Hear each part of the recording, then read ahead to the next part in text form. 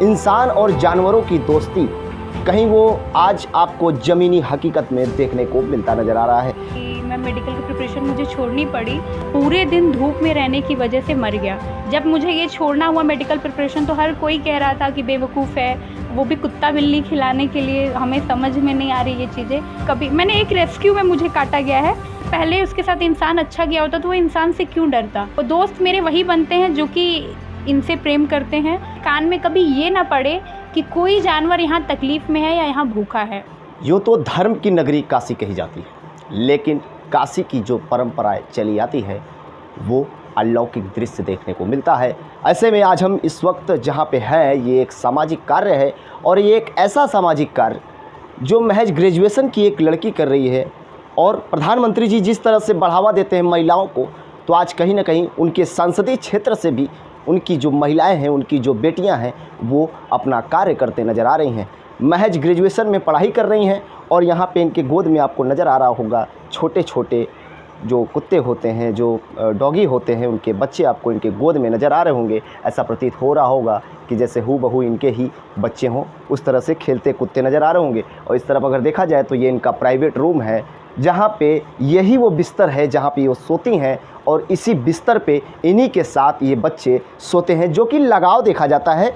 एक और फिल्मों में चलाया जाता है कि इंसान और जानवरों की दोस्ती कहीं वो आज आपको ज़मीनी हकीकत में देखने को मिलता नज़र आ रहा है। ऐसे में हमारे साथ हैं बातचीत के लिए हिमांशी, नाम है इनका। पूरा अपना परिचय दीजिएगा। मैं हिमांशी पाठक, मैं अभी ग्रेजुएशन कर रही हूँ। मेरा बीएससी फर्स्ट ईयर है और मैं मेडिकल की प्रिपरेशन कर रही थी। और मुझे ऐसा था कि मैं मेडिकल की प्रिपरेशन मुझे छोड़नी पड़ी, क्योंकि मैं जब प्रिपरेशन कर रही थी तब मेरा झुकाव कहीं ना कहीं बच्चों के प्रति था। लेकिन मुझे उस टाइम इतना पता नहीं था। मेरे घर में जब पेट आया तो मुझे एक हुआ, उनसे कनेक्शन हो गया, लेकिन उस टाइम मुझे पता नहीं था। तो मैंने कंटिन्यू 1 ईयर प्रिपरेशन किया।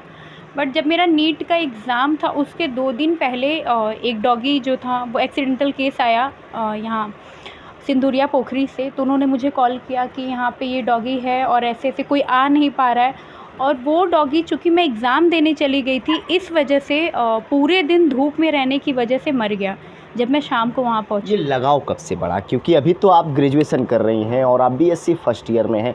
लगाव कैसे आया, कैसे सूझ आई कि ये काम करना है हमें, और भी सामाजिक कार्यों में अपने डॉगी को ही क्यों चुना?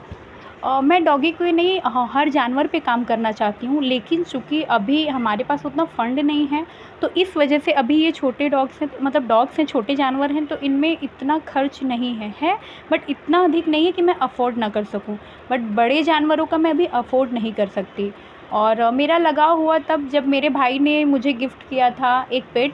मुझे ऐसा था, मैंने अपने चाचा के यहाँ देखा कि उन्होंने एक डॉग रख रखा था, तो मैंने उनका लगाव देखा, तो मुझे हुआ कि मुझे भी एक डॉग चाहिए। तो मैंने भाई से अपनी ज़िद की और उसने बुलाया, वो ले आया, एक डॉग ले आया, मेरे बर्थडे पे गिफ्ट किया उसने मुझे, आज से 3 साल पहले। मतलब कैसे मैनेज करती हैं डॉगी को, क्योंकि अभी इस वक्त अगर तस्वीरों के माध्यम से साझा करेंगे तो कैमरा पर्सन से कहेंगे दिखवाएं कि यहाँ पे जो बच्चे हैं वो इनके बेड पर जैसे ऐसा लग रहा हो जैसे इनके खुद के बच्चे हों, और यहाँ पे देखिए खेलते कुत्ते नज़र आ रहे हैं। ये बनारस से जो तस्वीरें निकल कर सामने आ रही हैं, ये कहीं ना कहीं अलौकिक दृश्य देखने को मिल रहा है। हिमांशी, फिर से आते हैं आपके पास। तो ये जो लगाव है ये कब से, कैसे और कैसे कर रही हैं आप काम, क्योंकि अभी तो आप खुद छात्र हैं, और छात्र होने के बावजूद कैसे संभव होता है? क्योंकि मेरे पेरेंट्स का बहुत ज़्यादा सपोर्ट है इस चीज़ में, और मैं आज जो भी कर पा रही हूँ कहीं ना कहीं मेरे पेरेंट्स, मेरी माँ मुझे हर चीज़ में बहुत ज़्यादा सपोर्ट करती हैं। बहुत, मतलब मैं जो भी बोल दूँ, जब मुझे ये छोड़ना हुआ मेडिकल प्रिपरेशन तो हर कोई कह रहा था कि बेवकूफ़ है। रिलेटिव्स बोल रहे थे कि इतने टाइम प्रिपरेशन करके छोड़ना मतलब ये बेवकूफ़ी है, वो भी कुत्ता बिल्ली खिलाने के लिए, हमें समझ में नहीं आ रही ये चीज़ें।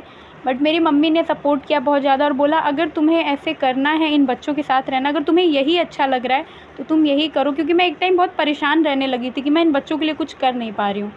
डैडी का बहुत बड़ा सपोर्ट है। आज मैं जो भी कर रही हूँ उसमें कहीं ना कहीं पूरा का पूरा श्रेय मेरे फादर को जाता है, क्योंकि वही पूरा देख रहे हैं इन बच्चों का खर्चा। बहुत सारे लोग स्ट्रीट डॉग से जो है वो बहुत छुआछूत की भावनाओं से देखते हैं, स्ट्रीट डॉग को देखते हैं तो वो दूर हट जाते हैं। लेकिन आपका लगाव, और आप एक महिला है, महिला खासकर डरती हैं जानवरों से, लेकिन आपकी जो ये लग रहा है लगाव देखकर, ऐसा लग रहा है जैसे आपने इनको मनमोहित कर लिया हो। ऐसा तो कुछ भी नहीं है। और डरने की रही बात और छुआ-छूत की, तो मुझे नहीं लगता, मुझे हर जानवर से प्यार है। और कहीं न कहीं मैंने एक चीज़ महसूस की है, वो मैं हर किसी से रिक्वेस्ट करूँगी कि आप लोग भी महसूस करें। जब आप कभी किसी जानवर के पास जाते हो ना, आपकी लाइफ में, आज का लाइफ ऐसा, हर किसी को बहुत स्ट्रेस है, लेकिन आप कभी किसी जानवर के पास 10 मिनट बैठिए, वो बिल्कुल स्ट्रेस फ्री कर देंगे। आपको इतना अच्छा लगेगा, इतना लगाव, इतना अपनापन। मैं क्या करती हूँ, उन लोग को सिर्फ खाना ही खिलाती अच्छा, हूँ। कभी ऐसा भी होता होगा जब आप सोती होंगी इनको लेकर साथ में तो काट वाट लेते होंगे, क्योंकि जानवरों पे लोग कहते हैं भरोसा नहीं होता। नहीं, नहीं, नहीं, नहीं, मुझे अपने बच्चों पे पूरा भरोसा है। और ये लोग कभी भी, आप किसी अंधेरे में भी अगर इन लोग को छोड़ दीजिए, मेरी महक ये लोग पहचानते हैं, और इनसे ज़्यादा वफ़ादार कोई नहीं होता। ये कभी, मैंने एक रेस्क्यू में मुझे काटा गया है, वो ऐसा है कि नाली में से मैं निकाल रही थी बच्चे को, तो मुझे 3 जगह लगी थी बाइट। काटने के बाद भी आपका हौसला बुलंद रहा, क्योंकि इसके पीछे का राज? उसके पीछे का ये है कि उस बच्चे की कोई गलती नहीं थी। कहीं न कहीं जो हम इंसान हैं, उन्होंने उसके साथ ऐसा किया है ना कि वो डर रहा है। कहीं न कहीं अगर पहले उसके साथ इंसान अच्छा किया होता तो वो इंसान से क्यों डरता? अभी कितने डॉगी होंगे आपके संपर्क में, आपके साथ जो रहते हैं? कितने डॉगी को आपने रेस्क्यू किया है और कितने डॉगी को जो है आपने सही किया अभी तक? अभी हमारा जो मेन कार्यक्रम है वो फीडिंग का होता है, जो कि इवनिंग में चलता है।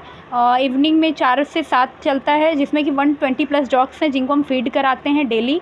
एरिया है लहरतारा से, यहाँ से हम लोग कैंट से स्टार्ट करते हैं, लहरतारा सिंधुरिया पोखरी तक जाते हैं। और ये वसुंधरा गेट नंबर 1, 2, 3, 4, 5 पूरा हम लोग का है, पूरा एरिया है। और अभी तक हमने जो है वो 50 प्लस डॉग्स को ऐसा रेस्क्यू किया है, जिसमें से कि मैंने 20 प्लस को अडॉप्ट कराया है।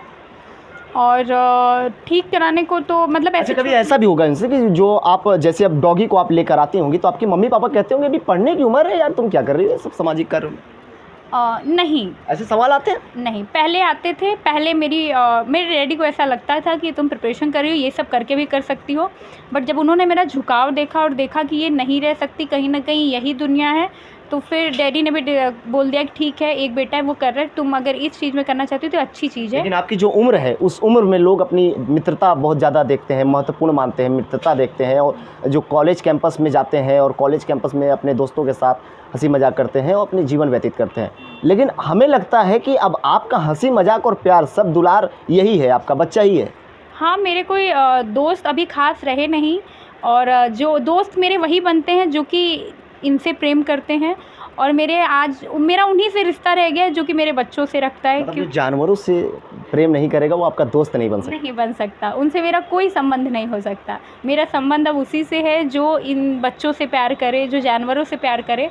कहीं ना कहीं अब मैं उन्हीं से संबंध रख पाती हूँ। आगे का फ्यूचर क्या देख रही हैं? अभी तो समाज सेवा में जुटी पड़ी हैं, आगे का क्या कुछ है तैयारियां? क्योंकि अभी छोटे स्तर से चालू हुआ है आपका, आगे क्या करने वाली हैं डॉगी के लिए और अन्य जो है जानवरों के लिए? आगे मेरा यही है कि मैं जिस दिन मतलब एक दिन मैं ऐसा चाहती हूँ कि मेरे सामने या मेरे कान में कभी ये ना पड़े कि कोई जानवर यहाँ तकलीफ़ में है या यहाँ भूखा है। और मैं इसके लिए पूरा प्रयास करूँगी, और वो बनारस में नहीं, पूरे उत्तर प्रदेश में मैं करूँगी। और मुझसे जितना हो पड़ेगा मैं करूँगी और अपना बेस्ट दूँगी। जो लोग भेदभाव का जो भावना रखते हैं जानवरों से, उनके लिए क्या संदेश रहेगा आपके माध्यम से? मैं एक ही रिक्वेस्ट करना चाहूँगी हाथ जोड़ के कि बच्चों, आप कभी अगर किसी को लगता है भेदभाव या गंदगी ना, एक दिन आप फीड करा के देखिए। अगर उसके बाद दूसरे दिन आप जाइए, अगर उन बच्चों से आपको प्रेम ना हो गया, उनके आने से, उनके अपनेपन से आपको वो अपनापन ना महसूस हुआ, तो आप मेरे कहने पे जानवरों में फिर भेदभाव लगातार करिएगा। आप कर ही नहीं पाएंगे, एक दिन के बाद आप कभी नहीं कर पाएंगे। बहुत बहुत धन्यवाद। हिमांशी पाठक को आप सब सुन रहे थे, वाराणसी के रहने वाली हैं। और जब महिलाओं की बात करते हैं देश के यशस्वी प्रधानमंत्री, तो उनका काशी क्षेत्र काफ़ी सबसे पहले आता है देखने को। लेकिन सवाल ये खड़े हो रहे हैं कि जो जानवर होते हैं उनसे भेदभाव की भावना देखते हैं लोग पूरे देश में।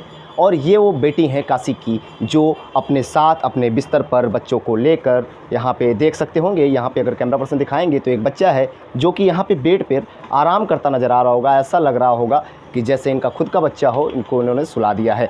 तो ये प्यार है, ये लगाव है और सामाजिक कार्य है। हिमांशी पाठक की जो कार्य जो देखने को मिल रहा है वो कहीं ना कहीं अब एक संदेश जाने वाला है, और देश ही नहीं विदेश से भी ये संदेश जाएगा कि काशी की लड़कियां, काशी की जो बेटी होती है, उनकी सोच और उनका कार्य एक अलग दृश्य में देखने को मिलता है। वाराणसी से Deepak Choubey, bureau report, ROS news.